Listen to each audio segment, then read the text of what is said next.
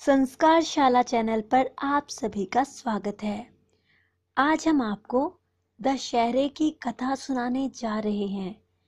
आपने अगर हमारे चैनल को सब्सक्राइब नहीं किया तो आप हमारे चैनल को सब्सक्राइब कर लीजिए, जिससे आप हमारी आगे आने वाली सभी कथाओं को सुन सकेंगे। दशहरा हिंदुओं का एक प्रमुख त्योहार है। आश्विन मास के शुक्ल पक्ष की दशमी तिथि को इसका आयोजन होता है। दशहरे को दुर्गा पूजा के नाम से भी जाना जाता है। यह त्योहार वर्षा ऋतु के अंत में संपूर्ण भारत वर्ष में मनाया जाता है। नवरात्र में मूर्ति पूजा में पश्चिम बंगाल का कोई सानी नहीं है, जबकि गुजरात में खेला जाने वाला डांडिया बेजोड़ है। पूरे 10 दिनों तक त्योहार की धूम रहती है। लोग भक्ति में रमे रहते हैं। माँ दुर्गा की विशेष आराधनाएं देखने को मिलती हैं। दशमी के दिन त्योहार की समाप्ति होती है। इस दिन को विजयादशमी ही कहते हैं। बुराई पर अच्छाई के प्रतीक रावण का पुतला इस दिन समूचे देश में जलाया जाता है। इस दिन भगवान श्री राम ने राक्षस रावण का वध कर माता सीता को उसकी कैद से छुड़ाया था और सारा समाज भय मुक्त हुआ था। रावण को मारने से पूर्व राम ने दुर्गा की आराधना की थी। माँ दुर्गा ने उनकी पूजा से प्रसन्न होकर उन्हें विजय का वरदान दिया था। रावण दहन आज भी बहुत धूमधाम से मनाया जाता है, किया जाता है। इसके साथ ही आतिशबाजियां छोड़ी जाती हैं। दुर्गा की मूर्ति की स्थापना कर पूजा करने वाले भक्त मूर्ति विसर्जन का कार्यक्रम भी गाजे बाजे के साथ करते हैं। भक्तगण दशहरे में माँ दुर्गा की पूजा करते हैं। कुछ लोग तो व्रत एवं उपवास भी करते हैं।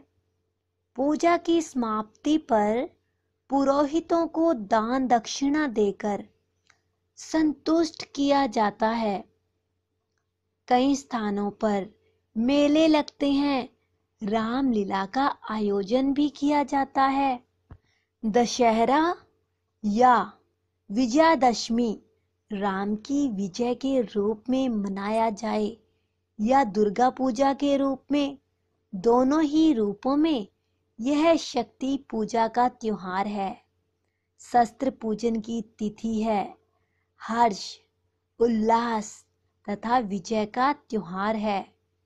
देश के कोने कोने में यह विभिन्न रूपों से मनाया जाता है, बल्कि यह उतने ही जोश और उल्लास से दूसरे देशों में भी मनाया जाता है जहां प्रवासी भारतीय रहते हैं। मैसूर का दशहरा देश भर में विख्यात है। मैसूर में दशहरे के समय पूरे शहर की गलियों को रोशनी से सजा दिया जाता है, सुसज्जित किया जाता है और हाथियों का श्रृंगार कर पूरे शहर में एक भव्य जुलूस निकाला जाता है। इस दिन प्रसिद्ध मैसूर महल को दीप मालिकाओं से दुल्हन की तरह सजाया जाता है। इसके साथ शहर में लोग टार्च लाइट के संग नृत्य और संगीत की शोभा यात्रा का आनंद लेते हैं। द्रविड़ प्रदेशों में रावण दहन का आयोजन नहीं किया जाता है। दशहरा पूजन विधि। इस दिन पूजा प्रातः काल से ही प्रारंभ हो जाती है। सर्वप्रथम स्नान करके देवी का विधिवत पूजन करके नवमी विद्यादशमी में विसर्जन और नवरात्र का पारण करें। दोपहर के समय ईशान दिशा में शुद्ध भूमि पर चंदन, कुमकुम, पुष्प से अष्टदल का मल का प्रयोग करके धरती पर लेप करें, उसे शुद्ध कर दें।